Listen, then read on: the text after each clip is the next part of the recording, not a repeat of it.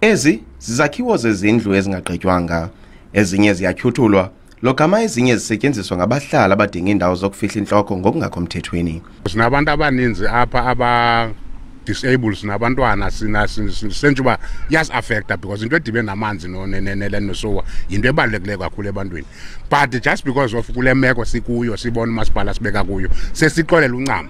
Oceba abasebenza nabahlali koomasipala abachaphazekileyo bathi isebe lezozinziso loluntu kufuneka lize nesisombululo ngale meko. Le nto ingumthelele ebantwini bakuthi kuba baleqa kuthi singumasipala befuna ezi zindlu kuthi ibe imandate ingeyo yethu, kodwa le ntatho-nxaxheba yenzeke apha namhlanje isibonisa uba noko iDepartment ka-Human Settlements ikwiphulo elirayithi elizawuncedisana nabantu bakuthi. Ukugqityezelwa kolwakhiwo lwezindlu luza kulityabula i-3 biliyoni yeerandi elisebe lezozinziso loluntu. Inintsi imali ethi silahlekelwe silisebe ngeeprojects ezithi ziyekwe phakathi.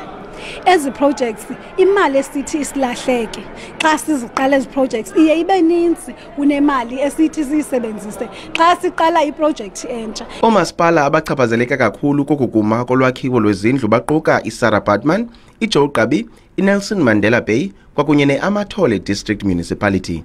Ndingusidima Mveku kwiindaba ze-SABC ndiseMonti.